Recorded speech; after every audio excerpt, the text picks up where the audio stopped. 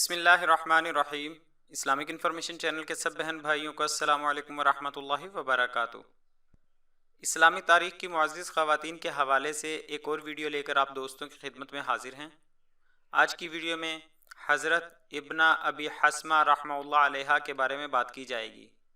وہ خاتون جو حضرت عثمان غنی کی شہادت کے بعد فتنوں کا دروازہ بند کرنے کے لیے متعدد صحابہ کے یہاں گئیں اور حالات معمول پر لانے کے لیے ان سے جدوجہد کرنے کی درخواست کی۔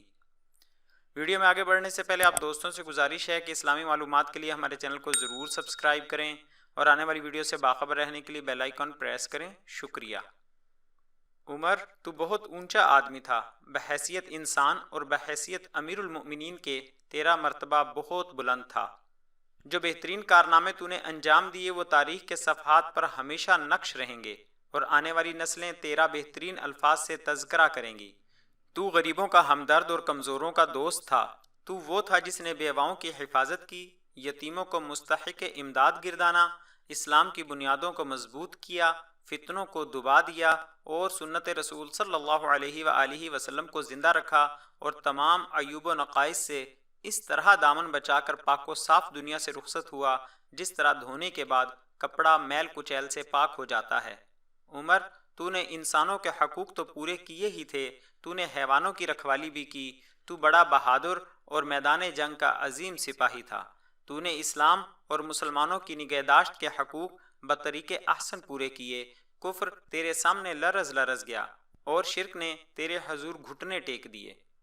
تیری قربانیوں کا دائرہ غیر محدود اور تیری فتوحات کا سلسلہ لامتناہی ہے۔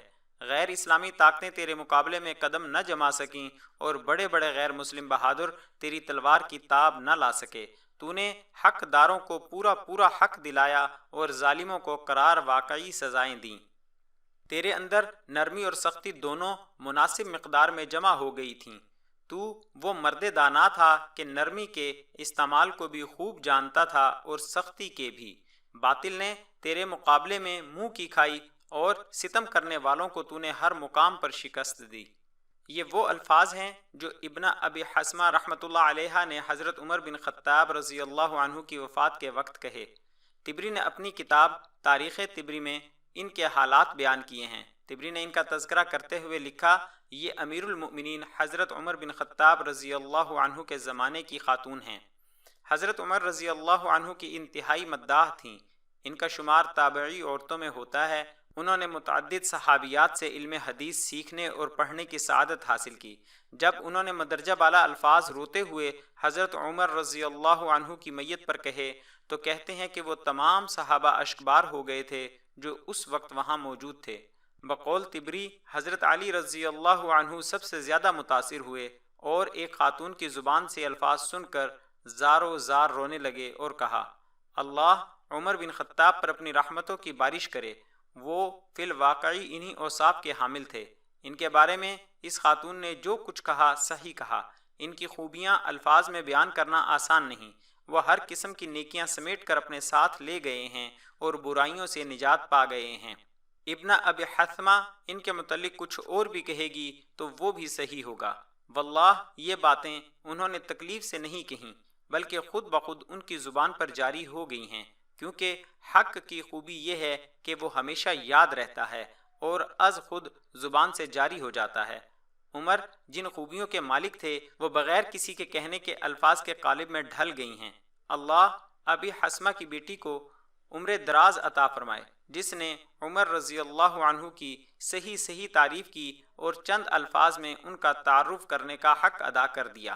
یہ لائق احترام خاتون مدینہ منورہ کی رہنے والی تھیں۔ ابن ابی حسمہ کے نام سے مشہور تھیں، یعنی ابی حسمہ کی بیٹی۔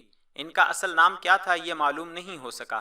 11 ہجری میں حضرت ابوبکر صدیق رضی اللہ عنہ کے زمانے خلافت کے بالکل ابتدائی دور میں پیدا ہوئیں۔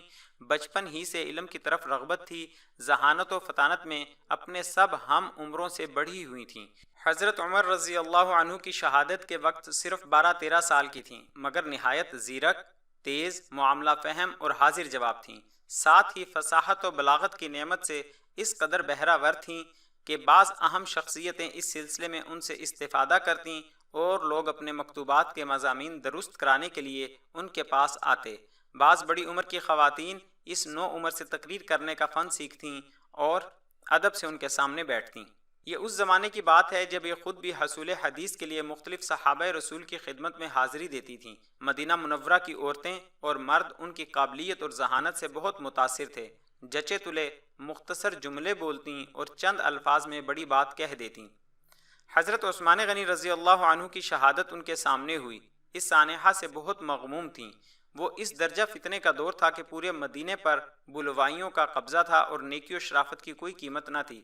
دوسرے حضرات کی طرح یہ بھی حضرت عثمان غنی رضی اللہ عنہ کی حامی تھیں، لیکن بے بس تھیں اور ان کی حمایت میں کوئی عملی اقدام نہ کر سکتی تھیں۔ جب بلوائیوں اور فتنہ پرور لوگوں نے حضرت عثمان کا اجتماعی طور سے جنازہ اٹھانے اور پڑھنے سے بھی روک دیا تو ایک محدود مجلس میں انتہائی تأسف اور حزن و ملال کے عالم میں کہا، ان آنکھوں کو یہ دن بھی دیکھنا تھا۔ یہ وہ شہر ہے جس نے رسول اللہ صلی اللہ علیہ وآلہ وسلم اور آپ کے صحابہ کی مقدس جماعت کی نصرت اور اعانت کا شرف حاصل کیا، اور اسی بنا پر یہاں کے باشندے انصار کہلائے۔ مکہ مکرمہ کے بعد مدینہ منورہ ہی وہ مقام ہے جہاں سے اسلام کی اشاعت کے لیے راہیں ہموار ہوئیں اور فتوحات کے سلسلے کا آغاز ہوا۔ اسی شہر میں رسول اللہ صلی اللہ علیہ وآلہ وسلم محو استراحت ہیں۔ اسی میں ابو بکر اور عمر رضی اللہ عنہما آرام فرما ہیں۔ ان کے علاوہ بے شمار صحابہ اس میں مدفون ہیں۔ اس شہر کے مکینوں نے ہر موقع پر اسلام اور مسلمانوں کی حمایت کی اور خدمت کی، مگر کتنے افسوس کی بات ہے کہ آج اسی شہر میں رسول اللہ صلی اللہ علیہ وآلہ وسلم کے ایک بلند مرتبہ صحابی اور مسلمانوں کے امیر کو بے دردی کے ساتھ شہید کر دیا گیا، اور پھر اس پر بھی افسوس یہ کہ لوگوں کو ان کی نماز جنازہ پڑھنے کی بھی اجازت نہیں دی گئی۔ معلوم ایسا ہوتا ہے کہ یہ مسلمانوں کی بدقسمتی کا نقطہ آغاز ہے۔ فتنوں کا دروازہ کھل گیا ہے اور اتفاق و اتحاد کے دروازے بند ہو گئے ہیں۔ معلوم نہیں آئندہ حالات کیا رخ اختیار کریں گے اور ہمیں کیا دن دیکھنا پڑیں گے۔ کیا اب ہمیں رسوا کن گھڑیوں کا انتظار کرنا چاہیے اور اپنی شان و شوکت کے زوال کا منتظر رہنا چاہیے؟ ان ایام پرفتن میں یہ متعدد صحابہ کے ہاں گئیں اور حالات کو معمول پر لانے کے لیے ان سے فریاد کناں ہوئیں۔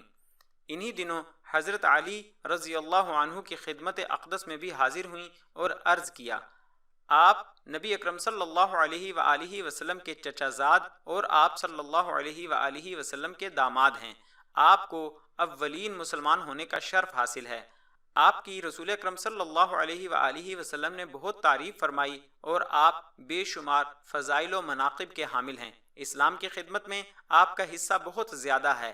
آپ جرت و شجاعت کے پیکر اور عزم و تدبر میں بے مثل ہیں۔ آپ حضرت ابو بکر صدیق رضی اللہ عنہ اور حضرت عمر رضی اللہ عنہ کے نزدیک بھی انتہائی اہمیت کے حامل تھے۔ یہ موقع بڑا نازک ہے اور لوگ آپ کی رہنمائی کے طالب ہیں۔ میں امید رکھتی ہوں کہ مسلمان آپ کی ذات گرامی سے مایوس نہیں ہوں گے۔ وہ آپ پر نگاہیں جمائے ہوئے ہیں اور آپ ہی کو اپنا سہارا سمجھتے ہیں۔ ان کو یاس و نا امیدی کی اس فضا سے نکالنے اور تحمل و تدبر سے حالات کو پرامن بنانے میں ان کی قیادت فرمائیے۔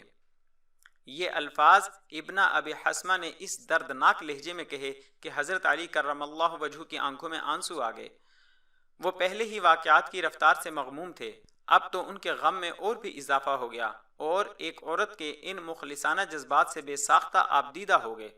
اس عظیم المرتبت خاتون کی وفات حضرت معاویہ رضی اللہ عنہ کے عہد میں مدینہ منورہ میں ہوئی۔ وفات سے قبل انہوں نے اپنے بچوں کو وصیت کرتے ہوئے کہا، یہ دنیا اخلاص کی دولت سے محروم ہو گئی ہے، تقوی دلوں سے نکل گیا ہے، اللہ کا خوف باقی نہیں رہا۔ اس دور میں نیکی کرنا آسان نہیں، نہ حکمرانوں میں خوف خدا باقی رہا اور نہ عام لوگوں میں۔ ہر شخص اپنے ذاتی مفاد کی طرف لپکتا ہے، اخلاق حسنہ کی کوئی قدر و قیمت نہیں۔ خدا جانے مستقبل کے پردے سے کیا ظہور میں آئے گا۔ یہ دنیا آخر ختم ہونے والی ہے۔ میں تمہیں اللہ کے تقوی کی وصیت کرتی ہوں اور حقوق العباد کی ادائیگی پر زور دیتی ہوں۔ یاد رکھو، کسی کو تنگ نہ کرنا، مسلمان کے خلاف تلوار نہ اٹھانا، معمولی سے اختلاف کی بنا پر بہت بڑے فتنے کا سامان نہ فراہم کرنا۔ اگر کوئی مسلمان بھائی زیادتی بھی کرے تو اس سے نرمی کا برتاؤ کرنا۔ گفتگو میں کبھی ایسا پہلو اختیار نہ کرنا جو دوسروں کے لیے ذہنی کوفت کا باعث بنتا ہو۔ زبان کو دل کے آئینے کی حیثیت حاصل ہے۔ اس سے جو کچھ نکلتا ہے وہ انسان کے اندرونی جذبات کا اظہار ہوتا ہے۔ اس لیے ہر معاملے میں زبان کو نہایت احتیاط سے حرکت دو اور گفتگو میں اعتدال اور میانہ روی کو ہاتھ سے نہ جانے دو۔ اسلام رحم کرنے، محبت اور ایک دوسرے سے ہمدردی کرنے کا سبق دیتا ہے، نیز آپس میں اتفاق کی تلقین کرتا ہے۔ اسلام کی اس تعلیم پر عمل پیرا رہو گے تو فلاح پاؤ گے۔ اپنے آپ پر قرآن کی تلاوت کو لازم پکڑو، رسول اللہ صلی اللہ علیہ وآلہ وسلم کے ارشادات پر عمل کرو، آپ کے صحابہ کے عمل کو مشعل راہ ٹھہراؤ۔ میری زندگی چند روزہ ہے، میرے بعد میرے لیے دعا کرنا کہ اللہ مجھ پر اپنی رحمت فرمائے۔ جیسا کہ اوپر بتایا گیا ہے، ان کی وفات مدینہ منورہ میں ہوئی، لیکن ایک روایت یہ بھی ہے کہ ان کے ایک بیٹے مکہ مکرمہ میں رہائش پذیر تھے، ان سے ملنے کے لیے مکہ آئی تھیں کہ مختصر سی علالت کے بعد وہیں انتقال کر گئیں۔ آخر میں آپ دوستوں سے گزارش ہے کہ ہماری حوصلہ افزائی کے لیے ہماری ویڈیوز کو لائک اور شیئر ضرور کریں۔ شکریہ، جزاک اللہ خیرہ۔